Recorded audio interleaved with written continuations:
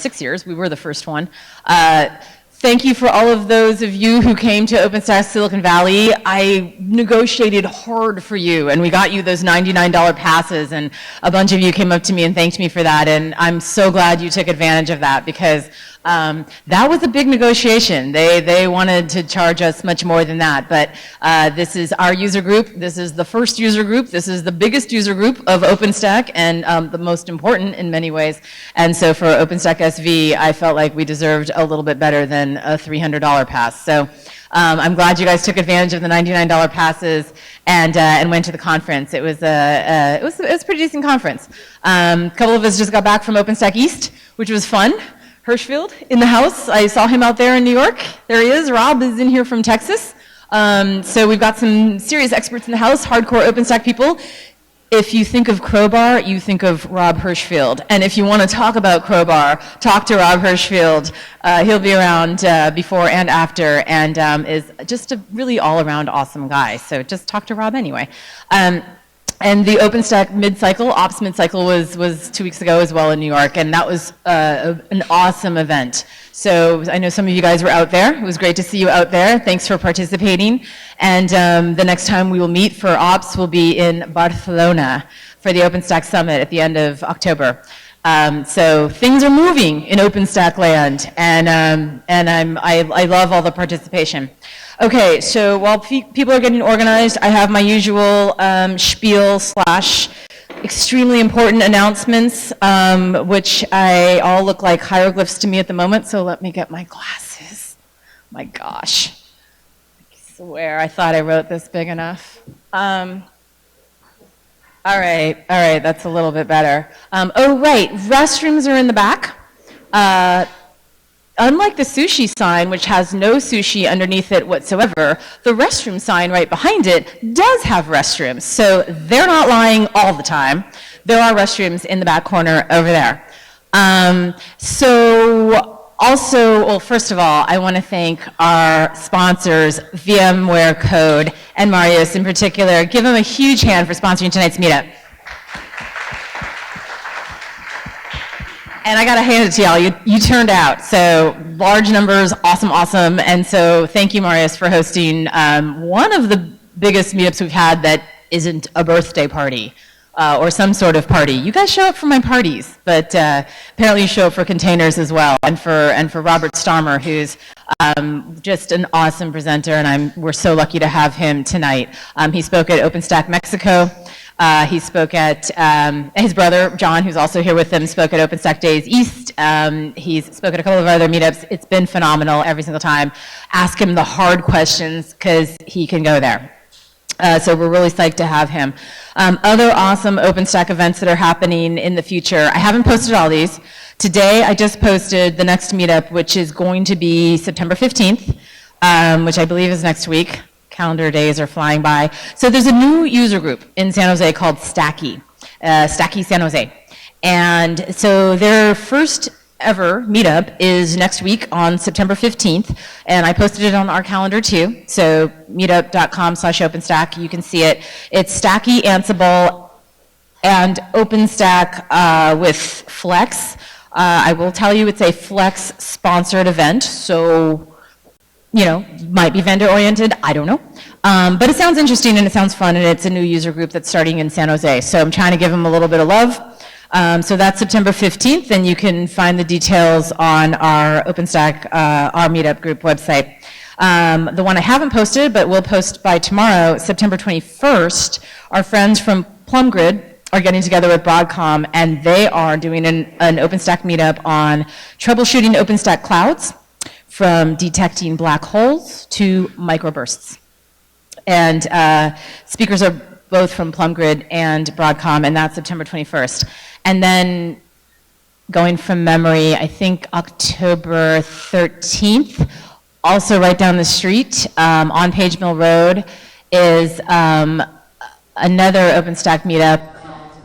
I am now spacing on the, it's a analytics, monitoring OpenStack, but I know it's not Monaco, but that will be the first October meetup, and that'll be a cool one because Elizabeth Crumbaugh Joseph, is going to show up and sign copies of her OpenStack book, which she has just released.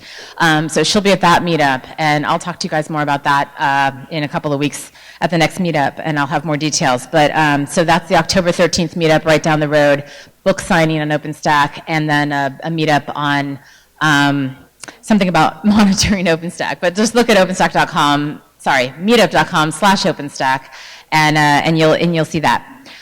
Some conferences coming up. I think you guys are all getting my emails, and if you're not, make sure you sign up for the emails when you sign up for our meetup.com/OpenStack user group, because I give out fabulous conference discounts like the $99 passes to OpenStack SV and the discount that I sent out for API World 2016, which is at the San Jose Convention Center September 12th through 14th. So I hope you guys all saw that, and if you didn't, make sure you're on the email distribution list. I think you have to opt into that when you sign up for the meetup.com page.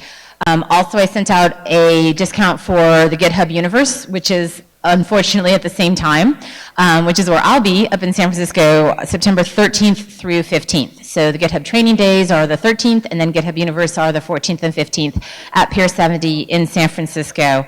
And there was discount codes for that too that I emailed all of you beautiful people in the user group. So, and then of course the granddaddy of them all, the OpenStack Summit, is happening on October 25th through 28th in beautiful Barcelona. So I really hope I see you all there. Does anybody here read Japanese? Oh, awesome. Oh, wow, folks in the back. Okay, so I'm gonna ping you a site. There's a new book, which is amazing, which my colleague Masazumi Koga just wrote, a practical user guide. I think it's called OpenStack Practical Guide.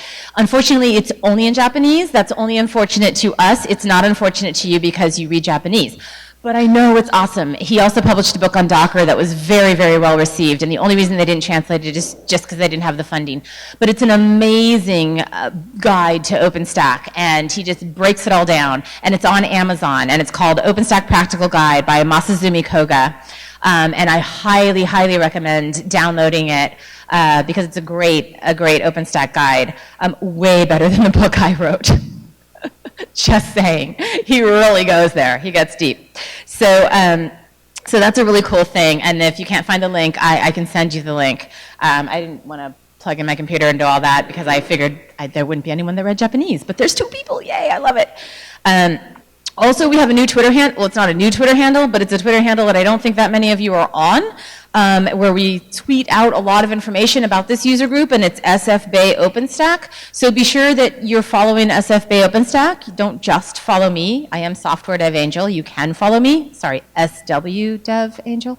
But I'm going to make sure that we really use the SFBay OpenStack Twitter handle a lot more, and you'll have a lot of very pertinent information on there. SW Dev Angel also tweets a lot about OpenStack, but then there's also a lot of things about whiskey and some things about dogs and sometimes wine, and you don't want all that mess. Just SFBay OpenStack and you'll get the information you're really looking for.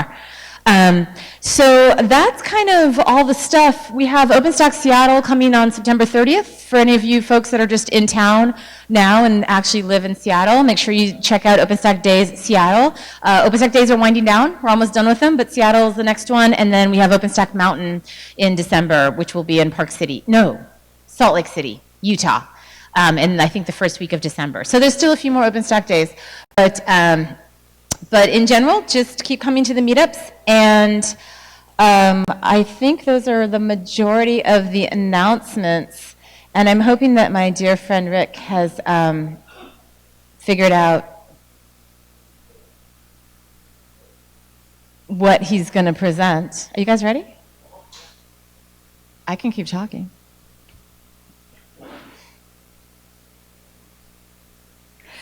Okay, do I have anything else to tell you?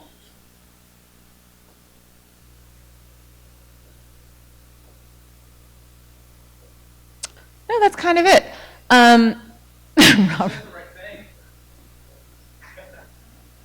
Yeah, no, and thank you all for showing up. I know you're all here because of the C word, and you know, sometimes we use the D word too, and when we said Docker, like we did a Docker meetup last night, and it was like ridiculously packed, and we're just looking around going, did you just show up because we said Docker? Like, do you really care?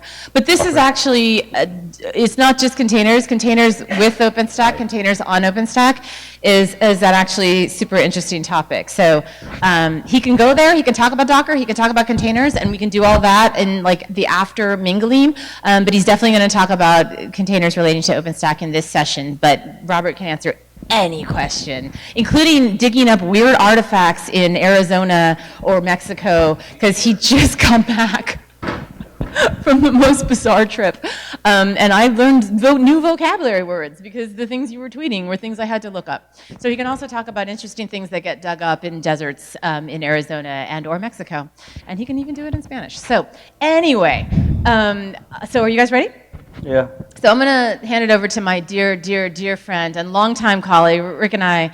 Oh, we did a hard time together at HP for many years in the cloud team, and then he left me for VMware. But he's been running this meetup with me for 3 years, and he's just an all-around great guy. So, Rick Evans. Thank you very much. Take it away. Thank you, Lisa. I hope you'll appreciate how much work Lisa does to keep this event going. I know several of you have been to our meetings. I know Al's been here for at least 3 years. And about 3 years ago, I started doing an ad hoc session about containers. Oh, now it's not working. It's on the table. The guys are pouring. You better get back there before they drink all your wine. So this is a title, Containers in Content by yours truly. Who is yours truly? I am Rick Evans. I am a senior developer of courseware here at VMware. I started this talk basically because I find a lot of confusion about containers, especially 3 years ago. And still I run into a lot of badly written articles about containers. At the end of this, I'll refer you to one particular YouTube video, which, from my technical point of view, I think is absolutely great. And a lot of this has been based on me listening to that every night until I fall asleep and then moving the playhead a little bit, learning. What are containers? Obviously, containers are the implementation of operating system level virtualization. What? Let's look at the word virtualization. But before we do that, let's first look at multiprocessing. I'm so glad to see several of you have been here or been probably working in computers for quite a while, and yet some of you have not. This crowd tends towards people who were alive when John Lennon died. Multiprocessing. A lot of kids these days forget what multiprocessing is. How many of you actually know what that is? How many of you have written one of those? You take that, you feed it into this machine, it then reads your program off the cards and loads your program into the memory of the mainframe. And only your program, at least in the way back times. One process at a time. Then they would load another one in and it would run your program one process at a time. And then Moore's Law happened. And now we can load multiple processes. Each one of those card decks is a physical manifestation of a process. And the processes are loaded multiple into memory. And then there's this magic software called the scheduler, which resides in the kernel. In fact, it's the main thing the kernel does besides interface with the hardware.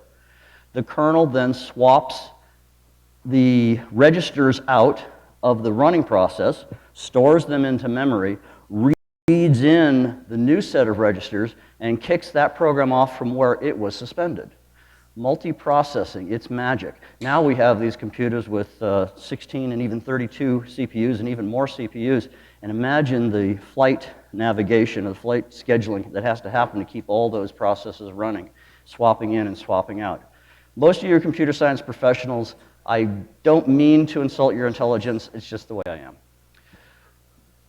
many processes running at the same time. So now we've talked about multiprocessing.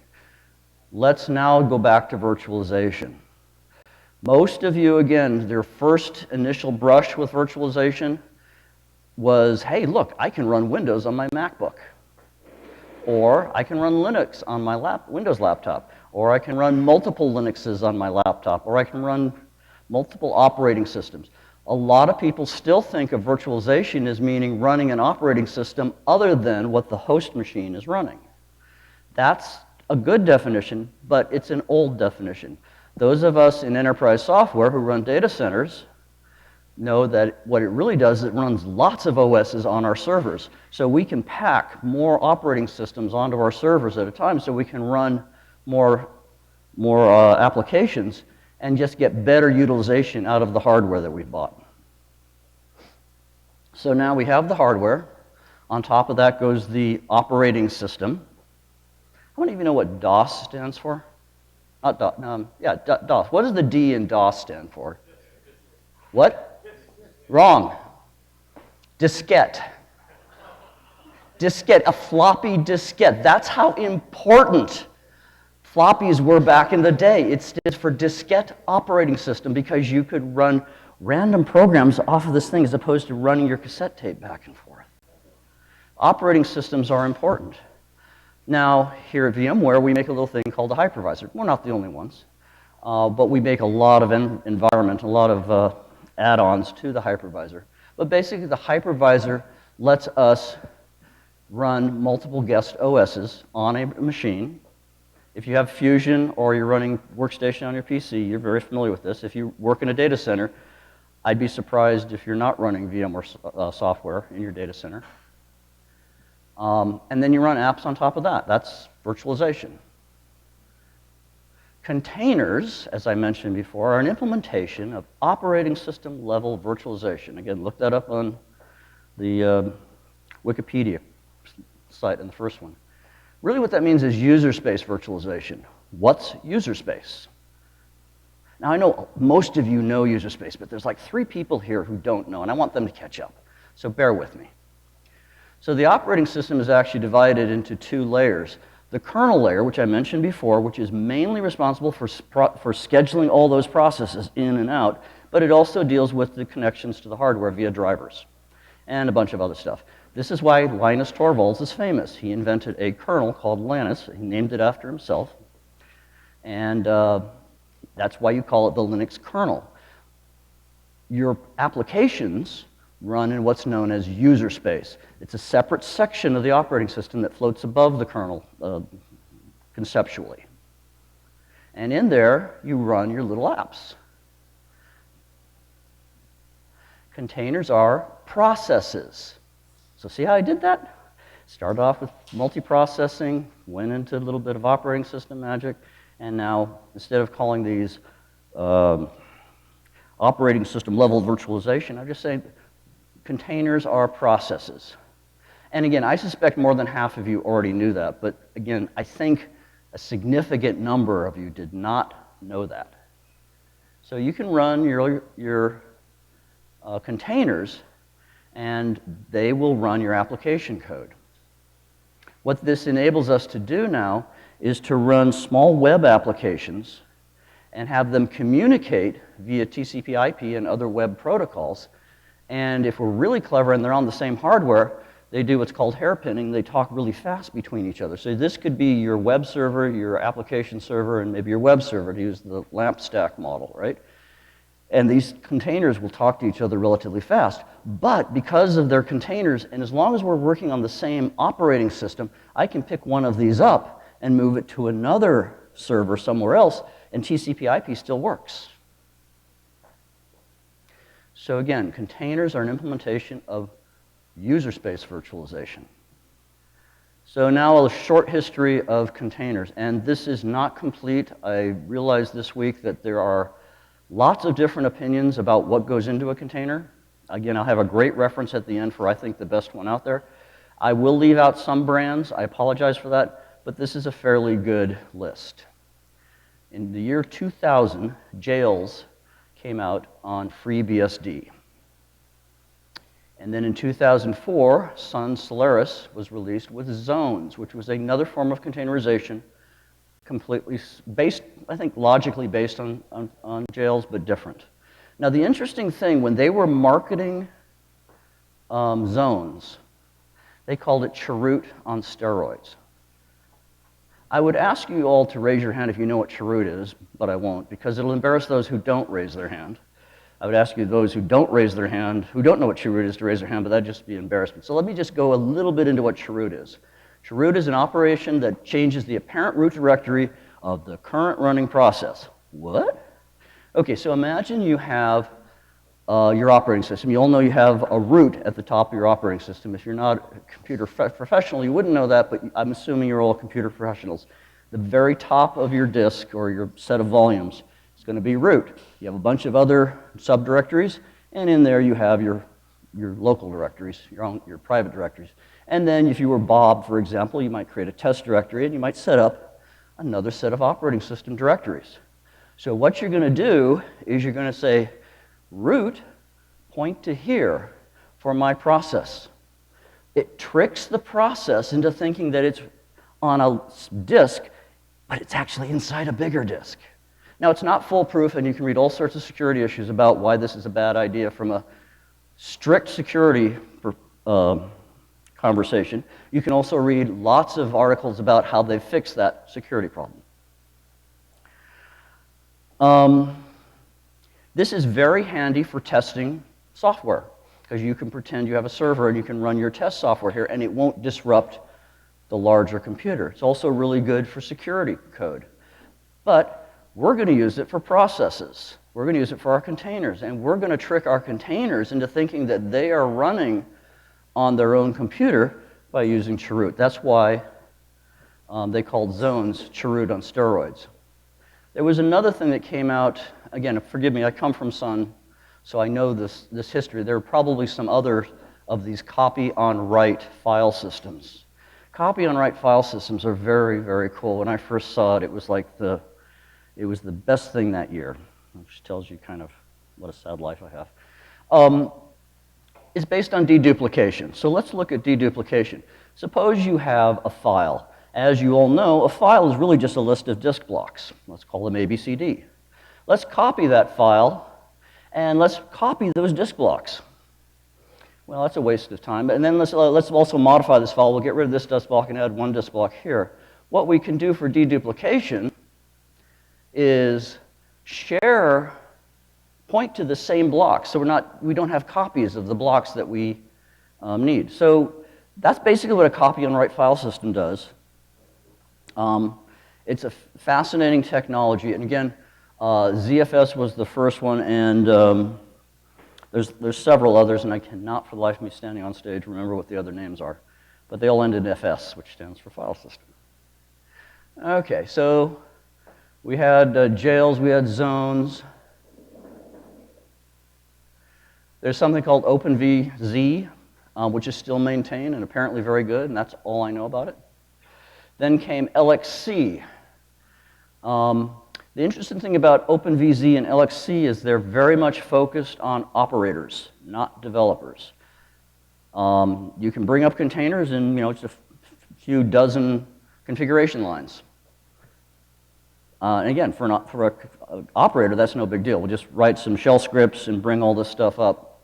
And again, the video at the end of that I'm going to point you to, Jerome actually creates a container from scratch, just using command lines without any fancy container code. So again, I highly recommend that. What LXC introduced was C groups and namespaces. Now, the interesting thing about LXC is C groups and namespaces are in the Linux kernel. If you look in the Linux kernel for LXC, you will not find it. LXC technically doesn't really exist that way. What it exists is it's a process of using C groups, namespaces, and copy-on-write file systems to create containers. So what are C groups? Basically, C groups are a way of setting the process's priorities, its importance on the host. So when the host needs to make a decision who gets more resources on the host, it looks to the C groups to make that decision.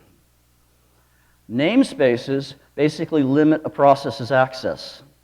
So again, just like the cheroot tricked it into thinking it's on its own disk, the namespaces trick it into thinking that process ID 1 is actually process ID 1, but if you go to the host, you'll find out it's 5,535 or something like that. So the namespaces track process IDs and usernames and disk names and other things like that. These two technologies are super important if you want to understand how containers work, but you don't necessarily have to do that. There's one other technology I'd like to mention, LMCT-Fi. What does that mean? That's let me contain that for you. This is invented by a company that's been running their software, all their services, in containers since they began, and I forget what year they began, but that company is called Google. So those of you who think containers are just a fad, you need to go talk to the people at Google because they run their entire company on containers. Now, again, LMCT-Fi is an operator's set of commands. It's very good for controlling containers over thousands and thousands of computers around the world, servers around the world. It's not really all that good for developers. Okay. By the way, the hosts at Google are virtual machines. So a lot of people have the idea that if I'm going to run containers, I don't need a hypervisor, I don't need virtual machines. And yet, the company that runs more containers than anybody else runs their container hosts as virtual machines. Why? Anybody who does virtualization, you already know these answers, and you've known these answers for years. Basically, ease of management and security. Because their hosts are virtual machines, they have much better control over their hosts, and they can swap them in and out and do whatever they need to do with them. They can manage them easier. Okay, that's the history of containers. Wait a minute. What about, say it with me, Docker? Who's heard of Docker? How many of you knew that there were other technologies besides Docker in the container business? So what about Docker? Docker was released in 2013 by a company called Cloud something. I can't remember the name. Anyway, it runs on Linux. It started off as a shell for LXC, Linux containers. They then rewrote it in Go so it can manage, it manages the containers better. Again, look at Jerome's video, the end of Jerome's video to see all the stuff it's doing, because he does it manually. But what Docker really does is it makes developing with containers easier. How many of you heard of DevOps? How many of you consider yourself to be devs? How many of you consider yourself to be ops? How many of you are not afraid to raise your hand? We have a shy bunch here. All right, that's what Docker does. Google saw what Docker does, and they say, whoa, they make developing containers easier, so they've completely backed it. Pretty much everybody's backed containers, including Microsoft. And mostly Docker makes it easier because of its packaging and its deployment aspects. It's super easy to write some code and just say, run Docker go or run, I can't remember, Docker run, thank you very much. You get on stage and your mind kind of goes. And Docker containers are containers from a developer's point of view. All that other history really was about operators. It was invented by operators for operators so they could run lots and lots of containers in their data centers. But Docker kind of was the first container technology that really took developers seriously. And that's why it's so popular. Because in general, there's going to be a whole lot more developers than there'll be operators, because operators are way smarter than developers. Ask them, they'll tell you that. All right, just to recap. Containers are an implementation of user-based virtualization. Containers are processes. And as I promised, Jerome, and I cannot say his name, but I'll try, Pettazzoni. I'm not certain that's correct. He's a genius. He's the first one who showed me, he's in Palo Alto, at least he was in Palo Alto. 3 years ago, 4 years ago, he showed a demonstration of, he brought up a container running the Redis database. And as some of you know, Redis is a RAM-based database. Then he quiesced that database, took a snapshot, ran a script, and he brought 10 Redis databases up in under than 10 seconds, fully running. To me, that was like a miracle. 10 running Redis databases fully operational in under 10 seconds. That's the power of containers. And again, as long as you're running the containers on the same operating system, this is not the idea of running Windows on a MacBook. This is, everybody's going to share the same operating system. And we're just tricking these processes into thinking they have their own space, using the copy on write file system, using C groups and namespaces. So if you want more information, search the internets. Thank you very much. You have your... Yeah, I'll this. And I probably should turn this thing off before I say something embarrassing.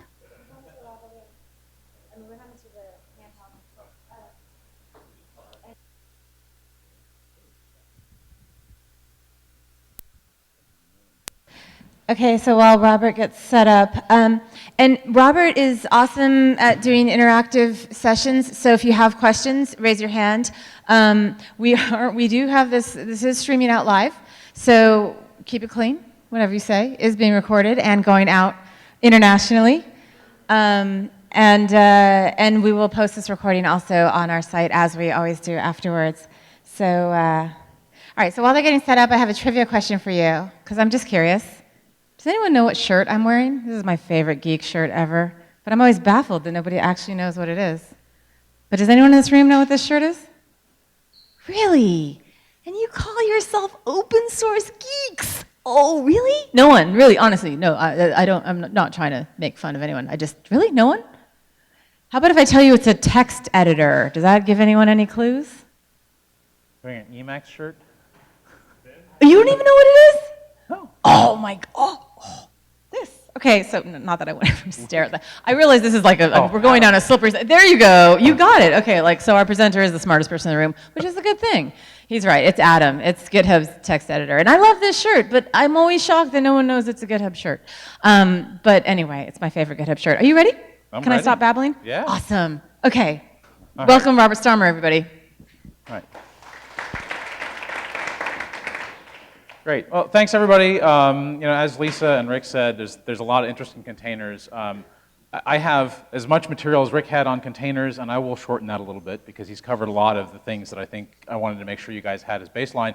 We'll talk a little bit more about OpenStack and OpenStack's engagement in the container space. All right, so we'll sort of focus a little bit on that. A little bit about me. I am the CTO for Cumulus Technologies. We're a little boutique consultancy. We help people use cloud, and I find that really interesting because a lot of people are trying to figure out how to use these technologies. They go and they do something in Amazon, they build their own Docker environment, but they're not necessarily figuring out how to fit this into their overall environment, their overall enterprise, and that's really what we do.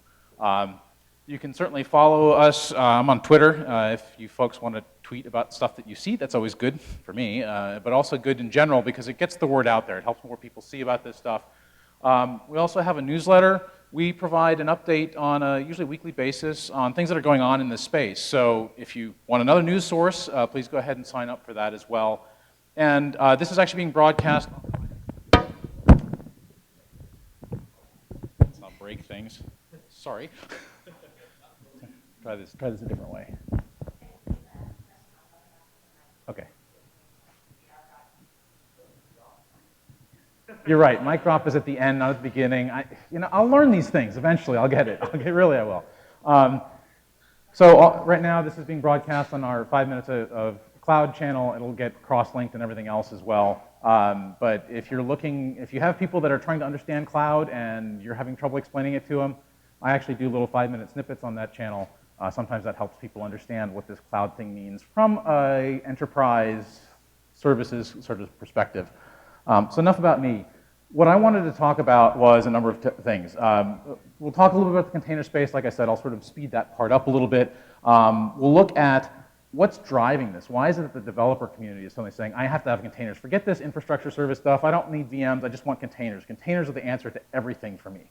Let's talk a little bit about that. And then we'll talk about OpenStack, because OpenStack was the darling. Everybody's like, yes, I need virtual machines. OpenStack is the answer. And now I don't need those anymore, so OpenStack can just go away, right? I don't think that's really true. That's why we really wanted to do this session for you guys. So, like I said, Rick sort of covered some of this, but when we're talking about containers today, we really are talking about Linux containers. There are folks that are building container technologies in other operating systems.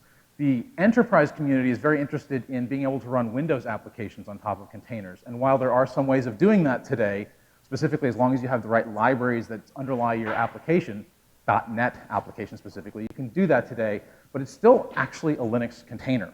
And that's because we're still using the same technology. We're using C groups and namespaces, which are Linux process capabilities, right? So this is not something that works in just any environment with any possible solution. VMs still matter for many of those reasons. We talked a little bit about BSD jails and Solaris zones. Just to sort of reiterate that, because I always think, repetition is good, right? One of the things I found is that when people talk about this migration into containers, the real value is that we're really managing these processes at the process level. It's not an entire operating system. And as Rick was saying, containers started out mostly as an operational complexity management issue. Google uses it that way very effectively. And even though they still run full operating systems, they still run virtual machines underneath their containers, the containers provide some value to their operational uses. Right? So that's the thing that's driving this. When we look at it from the perspective of management, we're seeing a big shift because people still need virtual machines, but containers give them a way to sync or to basically provide some level of security. There still is this process, this issue of a shared interface on the Linux kernel that underlies those containers, but I can actually basically provide better grouping and better management at that level. Yes? Good question. Yeah, let's go back to that. Sorry, here we Being go. recorded, so we want you to speak into the mic. Thanks. What's the major difference between LXC and LMCTFY? Okay, so LXC is a container technology, right? It's a way to actually manage the running process of a container. LMCTFY, I'll get it someday. Right, LMCTFY, this technology is a tool to help you create a container from a set of processes, basically from a process space. Here's a running system, it's a full operating system, but I really need this process to be containered, turned into a container, right? So LMCTFY does that for you. Again, it's a bunch of processes. It helps an operator containerize a particular process space, right? And actually, when we start talking about what containers really are, again, they're a way of managing my operating space, but I do that by bundling together all of the resources I need. Now, there are two approaches to containers. There are heavyweight containers. Here, you're welcome to ask more questions. Please do. So one approach is that I can actually bundle everything I need in my operating system into my container, all of the services I need, and I can run multiple processes in one container. It's not one process and that's it, right? So it still does look like a segregated space from the Linux kernel perspective. But this is actually just about generics. Let's talk a little bit more about the actual underlying components, because this is, I think, where it really gets interesting. When we're talking about containers, we're really talking about application and some supporting resources. These resources get pulled together in our container. If I'm going to deploy Apache, I might want to run a PHP application, which means I actually also need the additional modules that the Apache server needs in order to actually translate that PHP into HTML to actually provide a resource. So I need both of those libraries to create an Apache-based container, right? LMCTFY actually will help me do that bundling, or I can do that with the Docker file model, which I'll talk about a little bit more in a second, right? But all that that container contains is those bare resources. That's a lightweight container. That's the developer's container. The other way of thinking about a container is, what if I took the entire concept of a virtual machine, operating system, the libraries and binaries and applications that I need to run my application, and put all of those together? Well, that would look a lot like the chroot environment that is the normal underpinnings of an LXC deployed container. Right? So we have lightweight containers, and we have basically heavyweight containers. And what I'm seeing is that most people are actually still deploying heavyweight containers because there's an expectation of operations embedded inside of the container. Have any of you guys actually deployed Docker-based containers? Rick's got a question. Yes. It might be on. A little button on the right. Hello. Hey. I just want to make a comment that when they implemented C groups and namespaces into Linux, Linux effectively became a container. Yeah, sure. I mean, you can actually manage all the processes within Linux in exactly the same way, right? This is a good point. Is another question? No. You sure? I like questions. No? All right. Okay, I'll keep going. So we were talking about light and heavy, right, as a way of sort of differentiating it. And the real key there, though, to me, is the operational complexity. If you spin up a container, so if you spin up a very lightweight Docker container, so let's say I say Docker run Python. You can try this. You get a container that has Python libraries in it. It's not running anything. There's no process that you've told it to start, but you actually have an environment that has a Python interpreter. It also has the bits and pieces of the Linux environment that it needs, but it's basically libc-based interface and services and very little else. Right? It has its core libraries for the Python application, but nothing else. That container is something on the order of 100 kilobytes. Now, I can also do Docker run CentOS. And suddenly I have a CentOS environment that, for practical purposes, looks like a CentOS-based machine. I can go in, I can run ls and ps, I have a bash environment, I have all the services that I might expect in an operating system. Again, no application is running this, but I have the operating system environment available to me, right? That's light versus heavy. But you know, we could just stick with VMs then, right? I mean, if most of us are developing, and most of the development that I've seen tends to use heavier weight containers, very few people actually go through and actually optimize their environment and say, well, I'm running OpenStack, and OpenStack is Python-based, and I don't need all the other services. Like, I don't need to be running NTP in my container.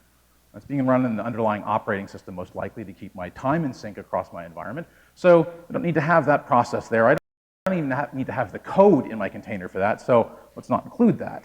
Well, but it's included by default in a CentOS or Ubuntu-based image, so maybe I could lighten that, take that piece out. I can start pulling more and more pieces out. Well, if I'm just running Python applications, I could use the Python container as my base and build from that.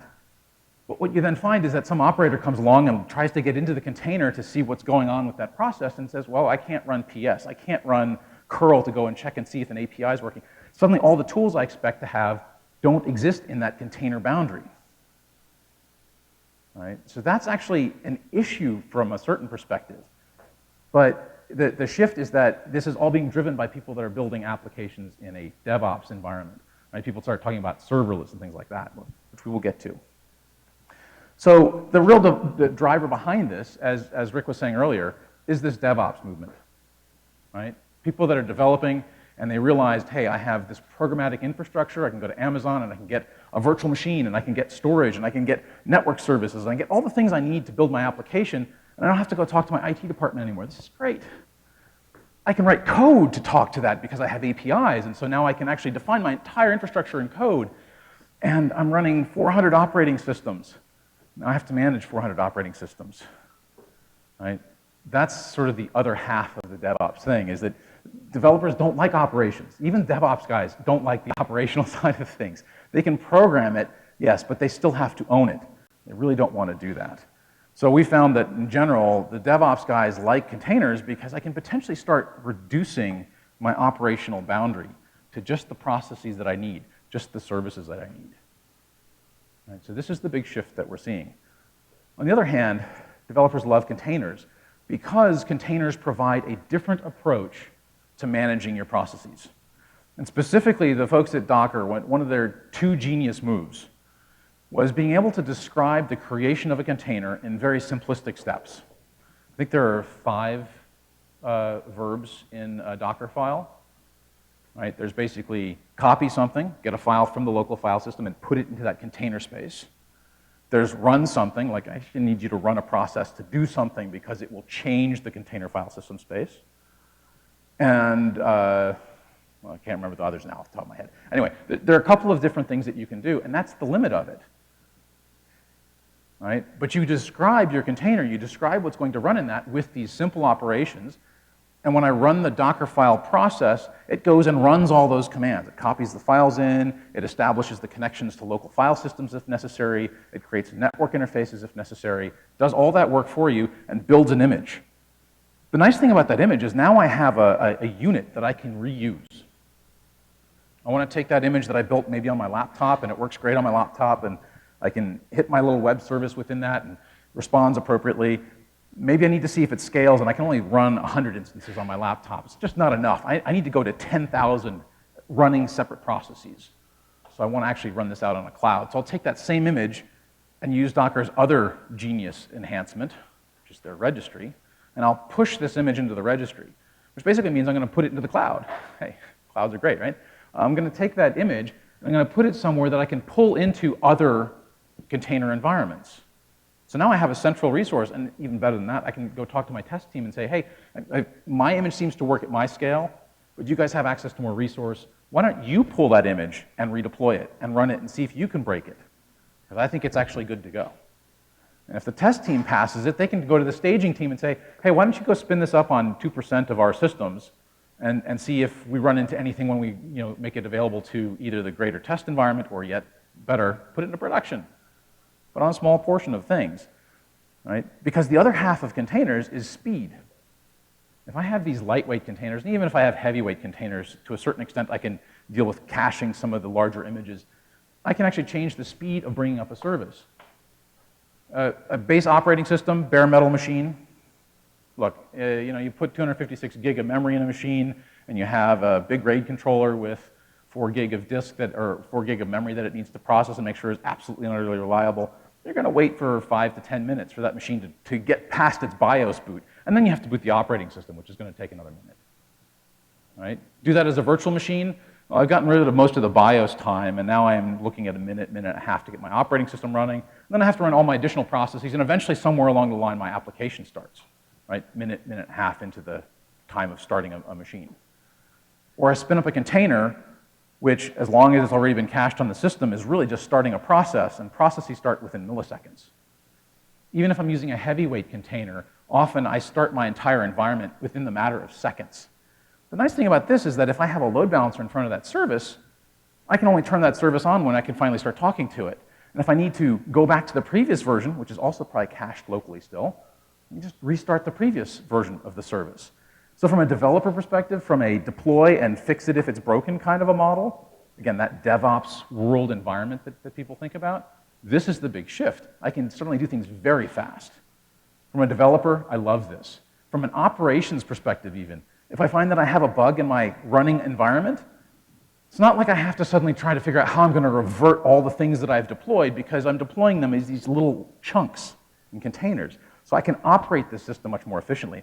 I can focus on operating my application, not on operating the underlying operating system. So this is really the big shift, right? But we still do need to operate this stuff, and we've sort of talked about that. There is more to it, though, than just operating my container. There is usually a service that gets involved. And where this really comes into play is that there's more than just containers. People talk about Docker, but if you've been following the Docker community, it's not just Docker. Right? Docker came out recently and said, hey, we've fixed the clustering issue. Does anybody know what the clustering issue is in containers? Nobody? Yeah, okay, you don't count. Right? So the problem with containers is that containers are single machine processes. Right? So now if I want to have something that scales out to 100,000 containers running to make my application scale across the entire internet because everybody wants it, I actually have to deal with the fact that I need to spin that container up in multiple locations. I probably have to add load balancing on the front of that container. I have to deal with all of these other processes components, all of the rest of the operating of my application. So this is still good for me. This is what I want. I want to be able to focus on making sure that my application scales, not worrying about whether or not my operating system was updated with the latest patches. Right? So from an application perspective, this still makes a lot of sense. I still want containers, even though I have to now deal with more operations. But this is application operations. right? Load balancing, things like that. So when we look at what's happening in the community, we see things like LexC and LexD. These are the tools in the canonical space. So canonical effectively is the parent, I guess, to a certain extent, of the LexC class container environment.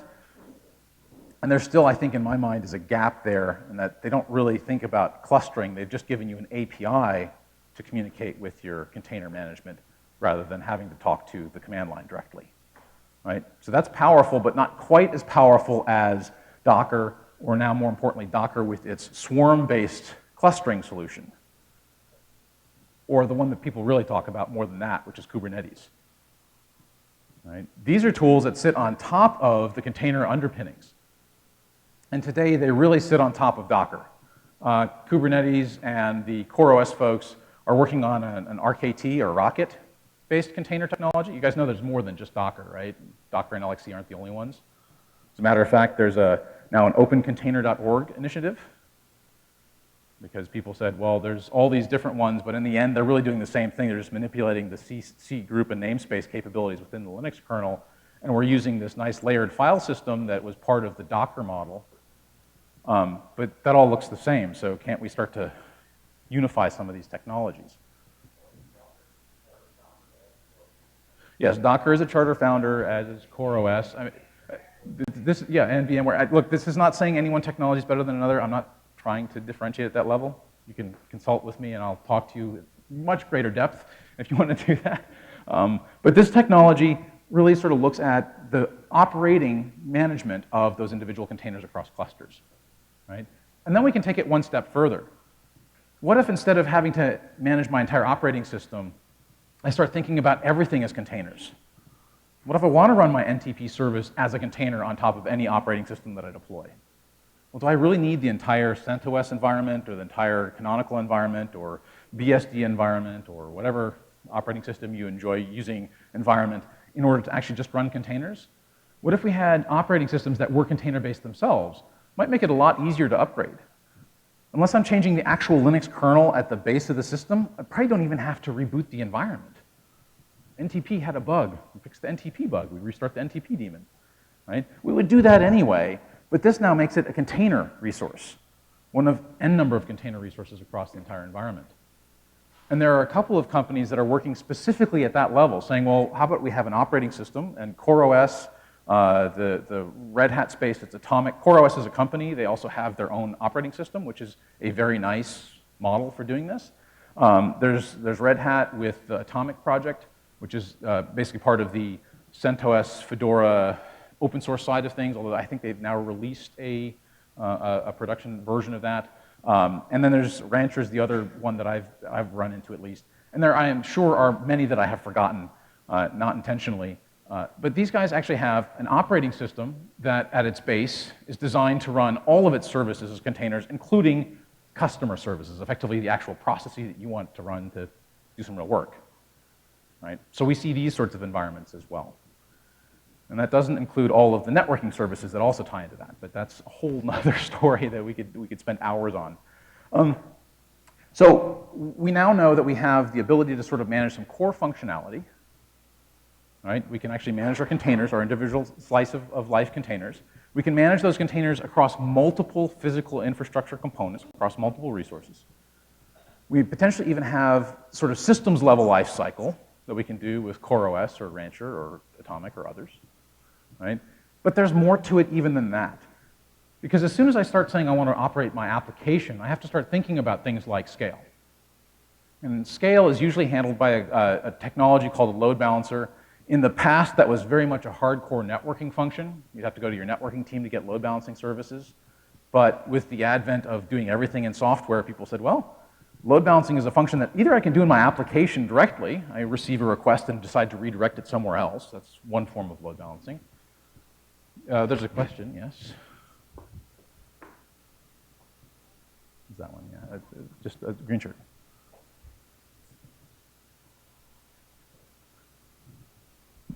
Hi, so you're integrators, question to you. So there are more talks about forking Docker, since every release creates non-backwards compatible changes and makes all the ecosystem suffer.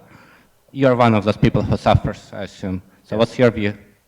So the question is, what's going on with Docker and the proposed Docker fork? Look, I actually don't know. I mean, Docker is a company and a technology, right? And clearly the Docker technology has made containers much more consumable by just about everybody. I'm not a huge proponent of hard forks where you suddenly have multiple approaches to things. If there was a way to get the community to work together, I think that would be a good thing. But I don't live in the middle of that, and I certainly don't want to get embroiled in the politics of it either. But I don't think that forks are a good idea, right? I would rather see the Docker community get together and become more open in terms of managing the process of what Docker is. And look, I'm coming from years of being an OpenStack guy. OpenStack was the only thing I talked about because it was the only thing to talk about.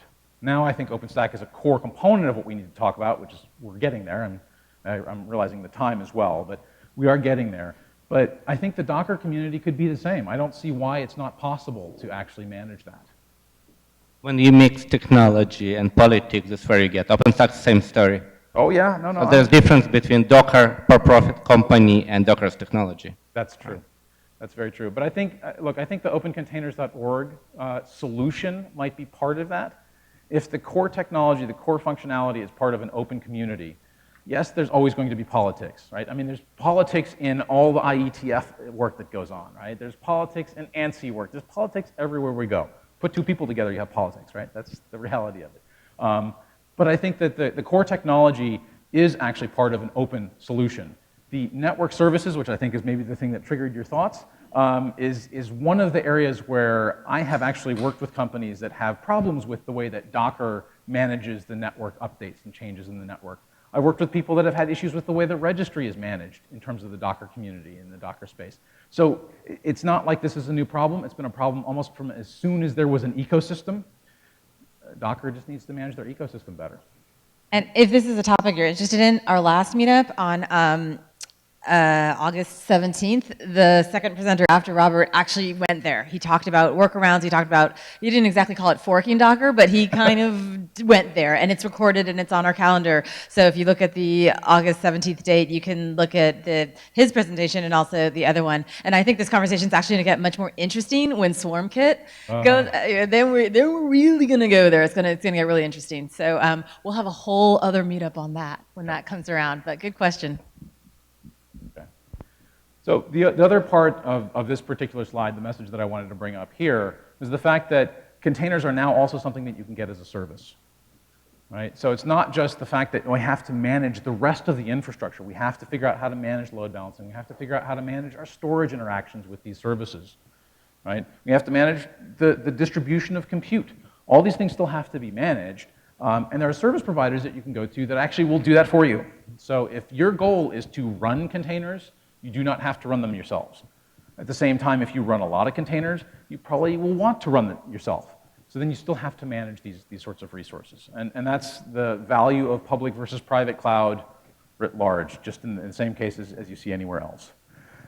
So let's talk about the OpenStack part of this, right? Has anybody looked at running containers inside of OpenStack? A couple folks, right? Now, which way do you do it?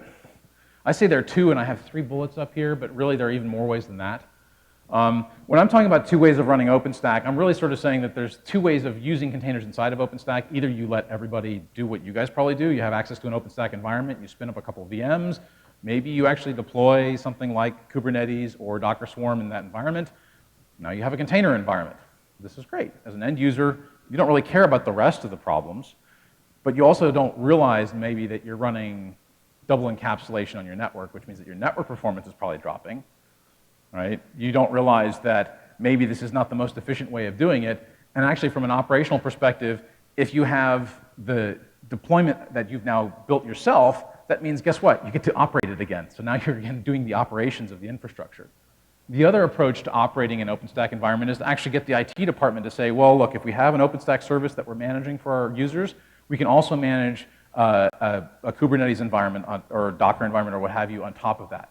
And we can manage one system. And I've actually seen a lot of companies do exactly that. Say, look, we're going to go one path. We've picked our direction. Docker Enterprise helping us out.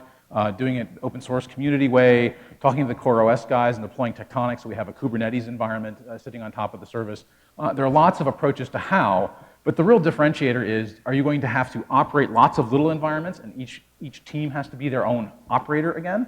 Or are you going to share that resource? And in an IT sense, the shared model probably makes the most sense, especially if there's a corporate decision and corporate direction on how to manage that infrastructure, right? So some things to think about.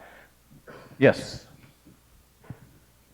Containers in the OpenStack be able to use service like Neutron? Would OpenStack inside would containers inside OpenStack be able to use service like Neutron? So right now they can't. There's actually a project that got started up specifically to look at taking the networking model that exists in the container space, which is mostly a VXLAN overlay-based networking model, and actually integrating that into Neutron using a separate project. The project is Courier, K-U-R-Y-R, I hope I pronounced that right, and it's really an integration project. It says, look, the network interfaces, whether it's Docker's libnetwork or the network service resource model in Kubernetes, which are the two principal ones people are talking about, can we map that into Neutron, right? So that when I ask for a network, because I've created a new container and I want a network interface, I can get that from Neutron through this bridge resource. Yeah, but right now Neutron is only used by VM in OpenStack. Well, that's what Courier is doing, is it's actually helping to bridge that gap, Oh, okay. right? So, yeah, there's that. The other way, and so, like I said, there's more than two ways of running OpenStack, and maybe what you're actually referring to is the fact that I could use something like the Ironic project, right? Ironic gives me bare metal, so I could deploy bare metal, get an operating system on it, and that operating system could be a core OS environment, which means that now I have a container environment at bare metal, right? In that case, I likely don't need Neutron specifically because I'm not necessarily using Neutron to manage that bare metal service anymore, right? Although I could use it to manage some of the upstream physical resources as well, so there's still an overlay and an interaction at that level. So these are the ways that we can do this. When we think about this, though, there's a lot more that goes along with it, right? So I have lots of options. I can run containers in VMs. I can run containers in bare metal. Or I can run containers directly. Well, that's a new project. And actually, it's not Higgins anymore. I think now they've changed the name to Zune. Right? So this is how you would actually launch a container from within an OpenStack environment. Right? So the idea is, much like I have the Docker application that I would use on within my container manager, so if I log into my machine that's running the Docker services, I would do Docker run CentOS, and I have a CentOS container running. If I wanted to do that from OpenStack using the OpenStack APIs, there is no way today. So the Zune project is intended to give you that level of single container management and capability. I don't actually buy that. I don't see how that is actually useful. What to me is much more useful is to say, well, if I've built a model, a Docker Compose model, if I'm just using the Docker environment, or a set of Kubernetes services descriptions, I want to use those to actually deploy my service, which means I need Kubernetes or Docker Swarm running in my environment, which again leads me back to how are you going to deploy this service for your end users, right? It's just another service like deploying heat. And I think that's the way people really should look at it. So, beyond all that, there's more, right? Networking interactions, I sort of touched on this briefly, but this is probably the one area where there is still a disconnect, at least that I've seen so far, in the I'm running something on top of OpenStack for containers. Because of Lisa, there's another question back here, sorry. No? Oh, no. He was waving hi to somebody. You're not allowed to do that. That's like bidding, right? I think he was waving hi to him. So hi you and hi and yeah. Okay, I saw that too. Everyone wave hi to our newcomer. Hi.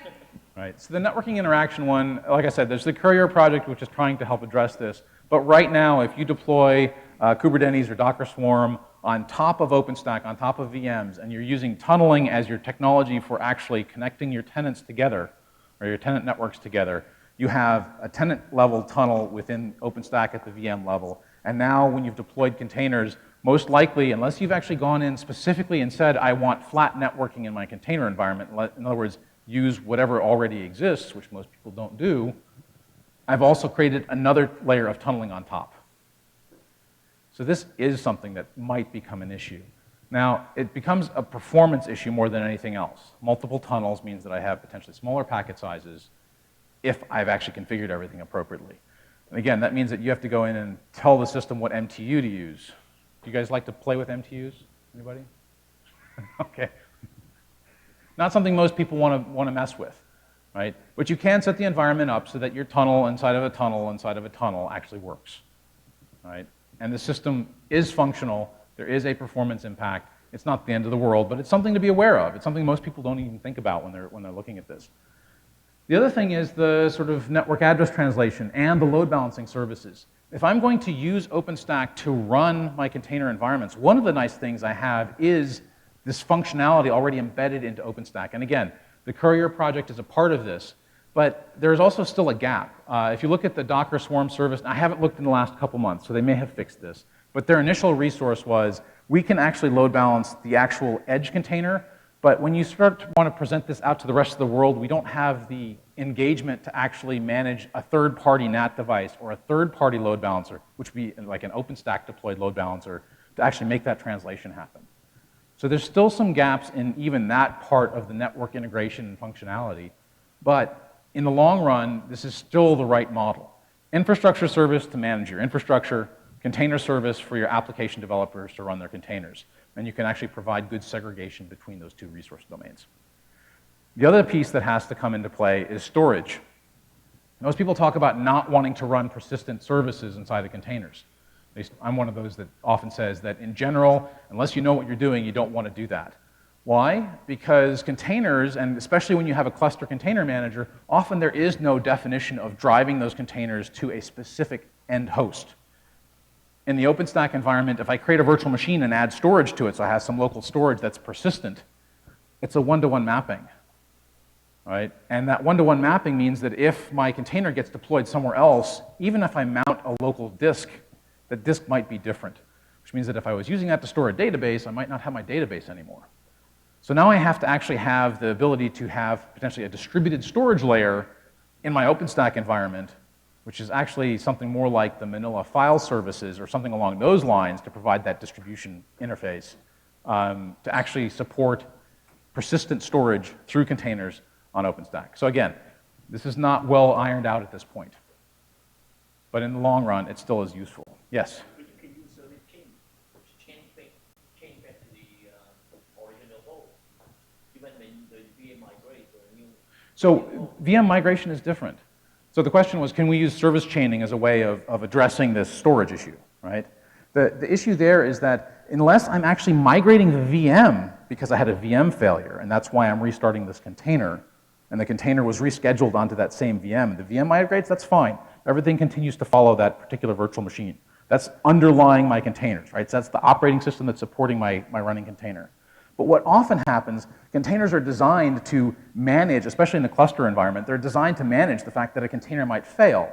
When that container fails, you don't necessarily restart it on the same service endpoint, right? You might not have to put it onto the same physical machine because the scheduler is going to say, well, where do I have the most capacity? Oh, let me just spin it up over here. The container world doesn't care, right?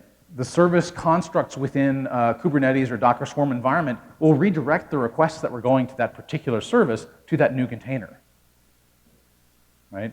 So it's the persistence that's a question. It can be addressed, it can be handled, but it's not obvious, not right off the bat. All right. Yes?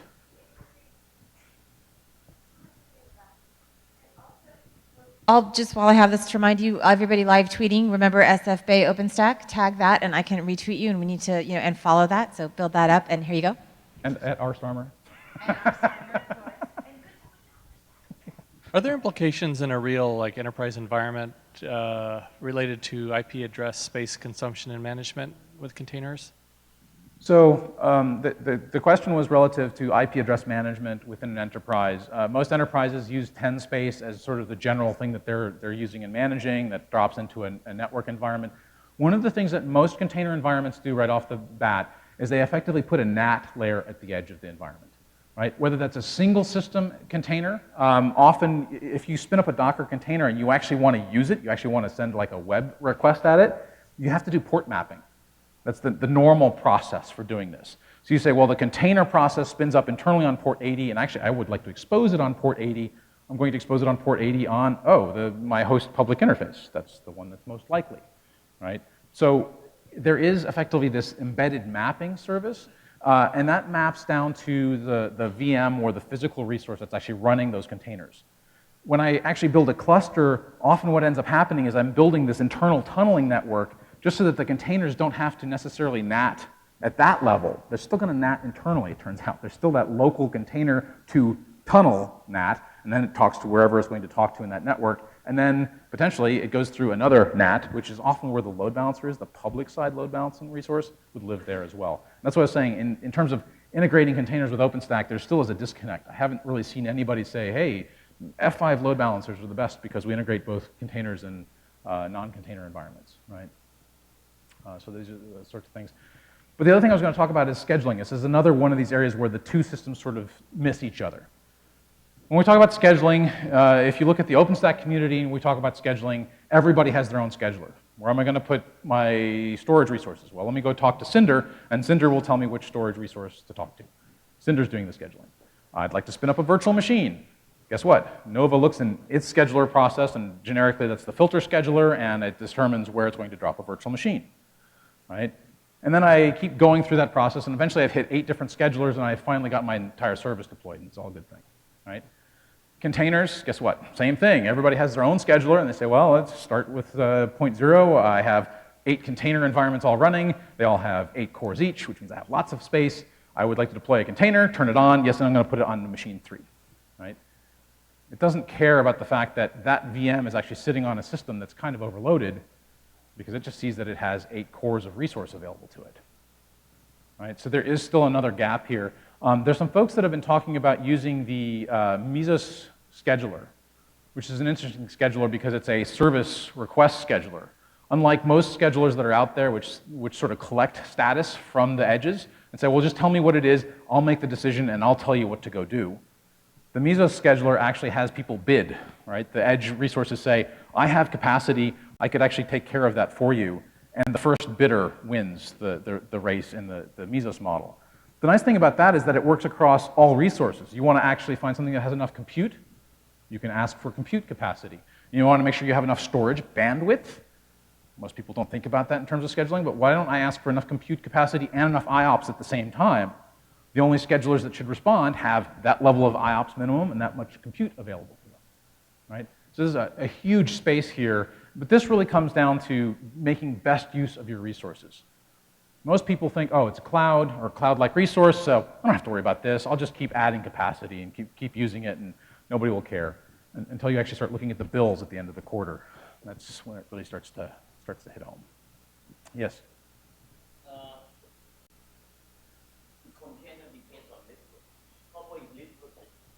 The container does not, no, the container does not depend on libvirt.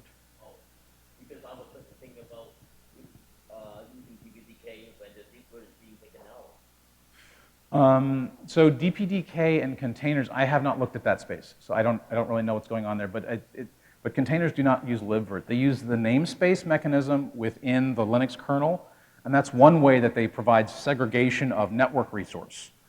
All right, so for DPDK, for direct attached SRIOV-like services within the network space, there might be some work going on there, but I haven't looked at it, so I don't really know what's going on there. Right? Okay, enough about schedulers. The thing that I do actually think is coming is sort of one shared infrastructure management for all. When we look at IT and IT ops is not going away. Right? DevOps is not taking over. DevOps is going to focus more and more on the application space, which is wonderful for them. IT ops is going to focus more and more on the infrastructure space.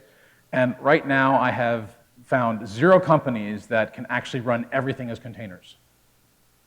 Which means that one way or another, I'm going to need at least a bare metal management service, if not also a virtual machine management service, and then a container management service. So the concept of running all those services under one set of common APIs from an operational perspective, to me, sounds pretty good. Unfortunately, I don't see that actually happening. I still think that there's going to be a Kubernetes-style interface or a Docker-style interface or multiple interfaces at that level, at the container service management level, separate from the rest of the infrastructure. right? So we're going to have our infrastructure service interfaces, which are OpenStack, effectively, or Amazon, if you want to think of it that way. And we're going to have our container management interfaces, which are likely to be the Kubernetes and or Docker or both, or maybe the opencontainers.org guys get into this space as well and say, yeah, we'll actually provide not just the underlying container runtime, but the entire management layer as a default, which probably, if I were to guess, would look a lot like Kubernetes. That's, I think, the direction that a lot of this is going. But we still end up with one thing in the container space, and that is the security issue of shared interface on the Linux kernel underneath, right? So this is another reason why people keep looking at virtual machines as something that they want to run their container services in. Now, repeat after me. Containers are good for application development. Virtual machines are good for systems operations, right? Put the two together and you have a happy marriage, right? And that's really what I see happening. Whether you run it independently, right, whether your users actually deploy containers on top of the virtual machines that you provide for them, that's a way for them to manage the process, packaging, and deployment services on top of their environment. And it is brilliant. It is absolutely a wonderful thing. To that end, and we can actually skip that slide. The other half of this story is the fact that OpenStack is not a thing. It's a distributed application. Maybe not a super clean distributed application, but it's a distributed application. I have lots of little stateless microservices and a big state engine on the back end called the database, right? And on top of that, I have additional resources and services that also need to be deployed. So I need to manage all of those things. A lot of that, in some cases even all of that, can be actually containerized, and now I can think of OpenStack as an application rather than as an infrastructure. Again, not necessarily something that the application developers want to do, but from an operational perspective, if I can think of my Nova API as just another service and I want to upgrade it, I deploy a new container with an updated Nova service in it, first off, all of the Python libraries that go with that Nova service, guess what? They live in that container. If there's an interaction because the Neutron service that I want to run right next to it is still an older version of Neutron, and there are differences in the actual underlying Python libraries, I don't have a Python namespace collision between those two services, which means I can update my Neutron or my Nova service without impacting my Neutron service and vice versa. Sounds pretty good to me. Do any of you guys actually operate OpenStack environments? Wise, probably. But in the long run, this is one of the big changes. There's one project in particular, the Cola project, which is looking at effectively managing the packaging of OpenStack services into containers. From that perspective, it's really powerful. There's another piece to that puzzle, though, which is that then you need to operate that environment as well. Now, does anybody remember what the operating part of the container world is? A couple? Anyone? Kubernetes, thank you. Yes, very good.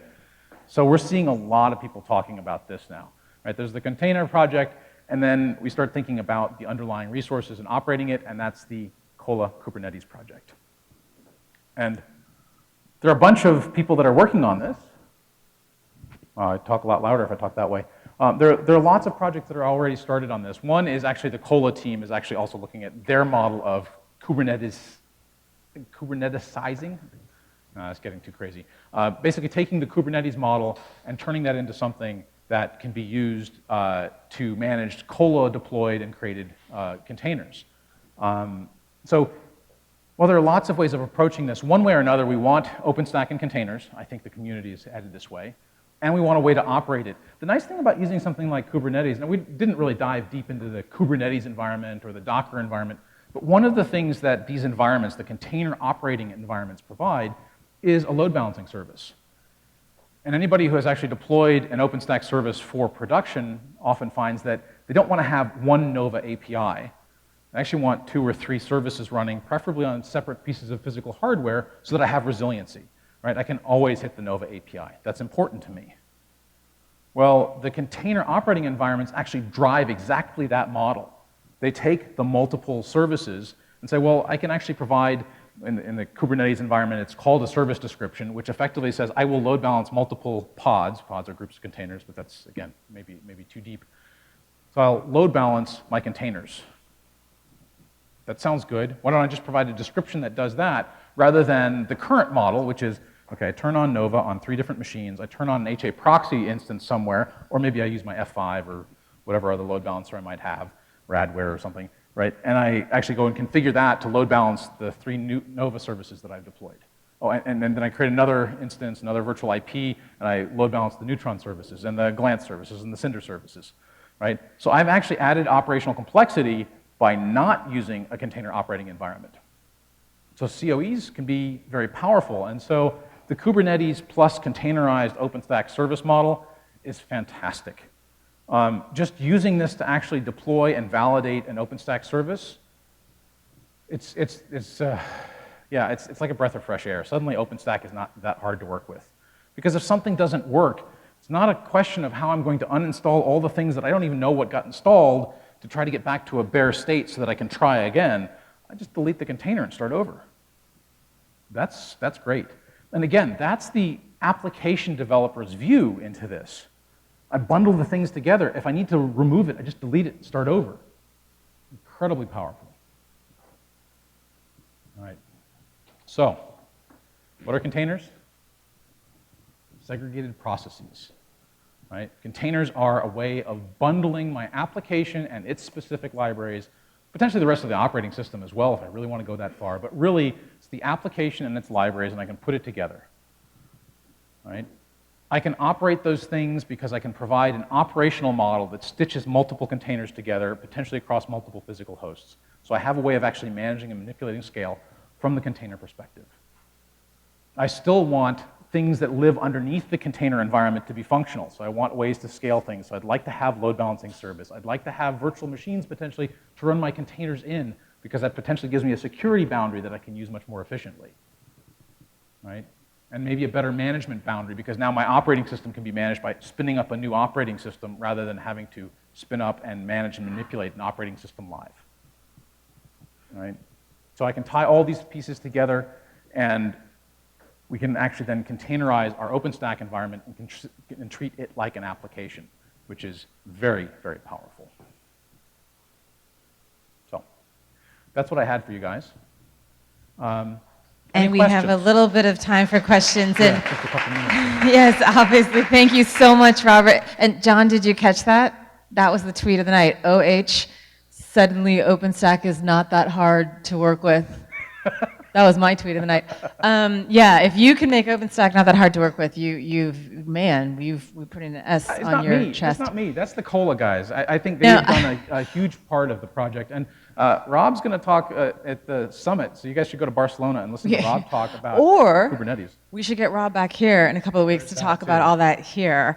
It's really funny that you mentioned that because on stage in Vancouver at the summit, when Mark Andrante said you shouldn't need a PhD to run OpenStack, like he got a hands down applause because at the time you still did need apparently a PhD to run. Yeah, and I do teach a PhD in OpenStack class, so if anybody wants to sign up. He does, and he's a certified CIA. What was the acronym? COA. Certified OpenStack Administrator. Administrator, yeah. Obviously we're so lucky to have Robert here to enlighten us with all this stuff, and he does have a little bit of time for questions. And I'm just curious, because there's something else you said about OpenStack being an application, and this was a really big debate at the Ops mid-cycle last week, and I'm just curious, how many of you guys think of OpenStack as an application? How about OpenStack as many applications? Lots of applications. OpenStack as a service. OAAS. Well, see, OpenStack is run as a service. That's the goal. OpenStack itself is an application. Is many applications. I don't know, we could debate that for a while, and we did for 2 days in New York. Anyway, okay, so now that you've had a lot of time to think of your really tough questions, who has the really tough questions? Lovely. Not necessarily a question, but a correction. You mentioned that persistent storage is not necessarily something that you should have for containers. I think that's not necessarily accurate. There's a lot of folks that have Docker volume plugins that follow the service in the container. And if you just search John Griffith persistent storage, he's got a blog out on that. as well as many other folks. So just want to challenge that one point you mentioned.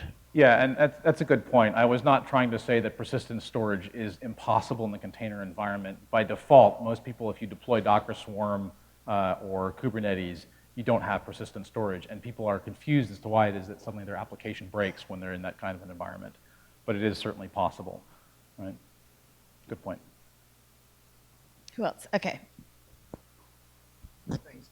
You mentioned Rocket. Could you kind of fill in a little bit what that is exactly? Rocket, yes. Okay, so there are, well, there are at least 3 or 4 container runtime models. The Docker engine is the most common one that people are looking at today. And specifically when we're looking at the container as a opencontainer.org targeted run container engine. So basically, think about it this way. When I'm talking to the Linux kernel and configuring namespaces and C groups, there's a model that I'm using to do that. LXC is one model. It's a set of applications that actually talk to the Linux kernel to do that. Docker is effectively the other one people talk about. But in reality, Docker is an interface that helps you manage talking to namespaces and C groups on the Linux kernel. It actually does that by talking today to another service called Containerd, which is a local container daemon. And that then uses the runC model for the runtime, which means that I have a model for how the disk is structured and how it looks in order to actually tell the container, the Linux kernel, what it's talking to. Rocket is CoreOS's model of the, it's not quite the same as the Docker daemon. It's a little closer to the Containerd daemon within the Docker space. So it's another engine that helps manipulate the runC runtime that's actually managing that local container service. Did that make sense? Okay.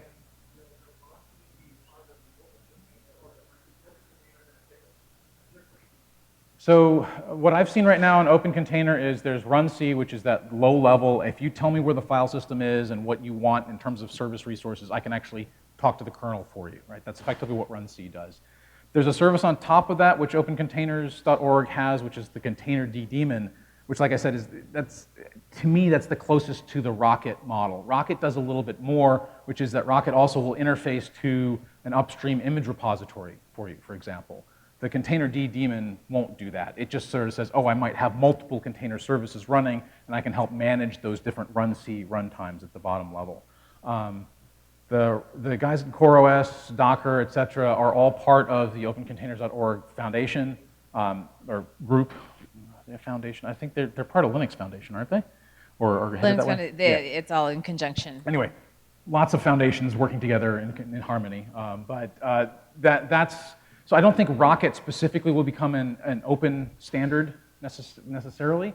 It is another component, though, that you can run under Kubernetes. So now you can use Kubernetes to talk to Rocket, to talk to containers, rather than Kubernetes having to talk to the Docker daemon to run containers. Actually, Kubelet, which talks to Docker D, something like that.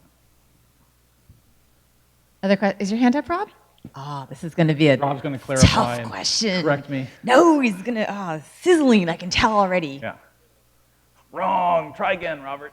Yeah. So you didn't. I didn't hear you say the magic words for Rocket, which is systemd. How many people here use systemd? Just out of curiosity. How many people here are afraid of systemd? Like it gives you nightmares when I say systemd. Systemd is the new Linux kernel standard in all the new Linuxes that actually manages processes. So if you're running daemons and threads inside of Linux, the standard has become systemd. It's very controversial. People didn't like it. Lots of anger, gnashing of teeth, as opposed to the Ubuntu process runner, system control, or Upstart, or init, system init. Yeah, so all that stuff got standardized in the new, in Red Hat 7 and Canonical 16, Ubuntu 16.04, the other operating systems. And so systemd is a standard. The reason why I'm bothering with all this is that Rocket relies on systemd to manage the container processes. Whereas Docker runs its own container management engine. So the big split is if you believe in systemd, then Rocket uses all the internal mechanisms. If you don't, then Docker frees you from that. So that would be the one comment I would have. That's a good differentiation. My team really likes systemd. They got over it, and they really like systemd. So I would say one other thing. When we're talking about containers, this is actually a good topic.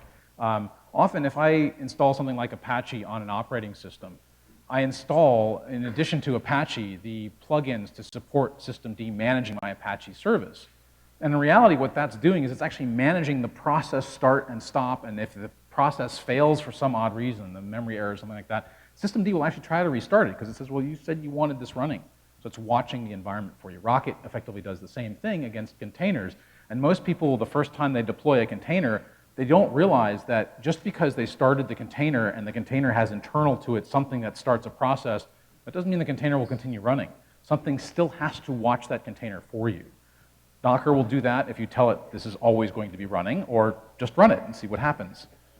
Try it by telling the system to start CentOS and run bash or echo, and what happens is the container starts, does what it's going to do, and turns off.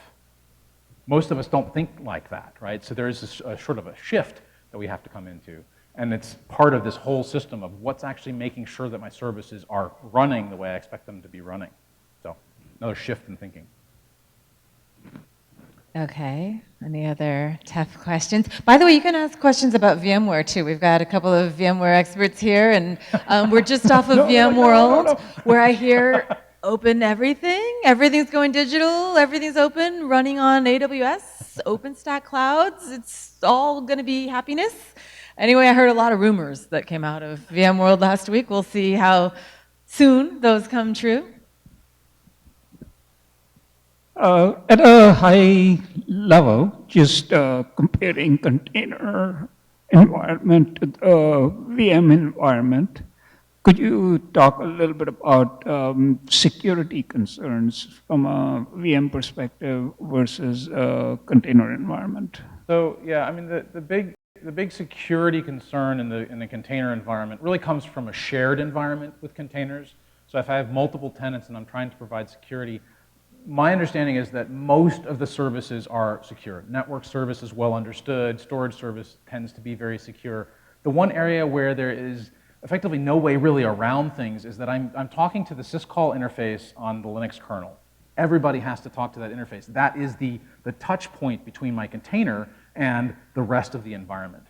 There are hacks that have broken through that interface and created some security breaches. And this is one of the reasons that people talk about if you really need security, you're probably going to end up with some form of virtualization, some sort of VM under your container. Now, people also talk about running effectively very lightweight container or VM-like services, maybe even the whole unikernel space, as a way of not having to run an entire operating system, but providing a different interface, another sort of boundary layer to provide better security at the container level. But I still think that we're going to see virtualization underneath containers for a long time to come because of that. That is, it provides a potentially more secure environment. There are companies that are trying to provide security at the container level as well. Part of that is just management watching what's happening, making sure that you don't actually have people spoofing calls into other services and things of that nature. But that's just a different approach to what does security mean to you. In some cases, that's absolutely adequate and meets all the requirements, but you get into HIPAA or PCI compliant environments, and it's probably just safer to run it as a VM, even if you're running your application as a container on top. All the way in the back. Folks, I can do this all I night. love questions from the back because it means you're paying attention all the way back here. I love it. So a lot of these things have a law of diminishing returns with all this excess management and all that. So I was trying to get it clear in my head as to who would choose containers and who would still continue to stick with VMs. So let me just run this by you and see if I have it close. Is it fair? I mean, it's pretty clear why developers would use containers. It's a isolated environment and they want to spin up something quickly and test it out. But in a production environment with actual applications running in production, is it fair to say that a container environment is attractive to people who run applications with a modular design where they talk to each other but can be upgraded independently? and the value of it kind of goes down if you have a monolithic application? Or is there something else to how you would choose to go to a container environment versus stick with a VM environment? Look, there's a lot of buzz around containers as a solution for serverless applications, which is really just a way of saying, instead of me thinking about the operating system, I just want to think about the process and managing my processes and the interfaces into my process. There's a lot of talk about VMs basically disappearing from many enterprise environments because the application developers are just creating containers. The differentiator I see is that if I have an operational model that requires specific Linux resources, specific Windows resources, specific operating system level resources as a part of my application, then that's something that will probably remain in the virtual machine world for quite a while to come, until somebody rewrites the application. Once the application becomes more flexible, as long as I'm using a current version of the libc and syscall interfaces, for example, now I potentially can run that as a container. And the benefit of containerization is an application management benefit more than it is an operational systems benefit, right? It's beneficial to operators. That's why Google's been doing it for so long. But really, the reason that developers like it is it makes it easier for them to bundle services, test services, share services. That same benefit happens in the operational world as well. It's just that if your application was never designed that way, you have an appliance, you don't even own the application, then if you're going to provide some kind of scale-out capability within your data center, especially if it's in a private data center, or if you need to use public cloud, you can deploy that application in the public cloud, but only as an appliance, you're going to stick with VMs for the most part, right? And I think that's really the differentiator. There's no one guaranteed yes or no answer to this. It really depends on the end user application more than anything else. Okay.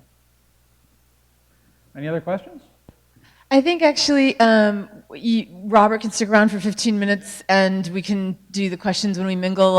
People seem like they're packing and want to go, so we'll let some of you go. But before you go, I will remind you, next week some of us are at GitHub Universe, me included, so I'll see you up there. And some people are at API World in San Jose, and some people will make it all the way down to the Stacky, the new user group in San Jose that's going to be hosted at Flex. I will see you lovely people in 2 weeks at the Broadcom Plum Grid session, and don't forget at SFBay OpenStack, that's at rstarmer, I'm at SWDevAngel, and you can always reach us at those places. If you have a topic that you would like to present at the meetup, just ping me or Rick, or just ping us at meetup.com/OpenStack, and we will get you on the schedule, and you can even host it. Not that we could do a better job than here, because thank you so much, Marius and VMware Code, for hosting tonight. Give Marius a big hand.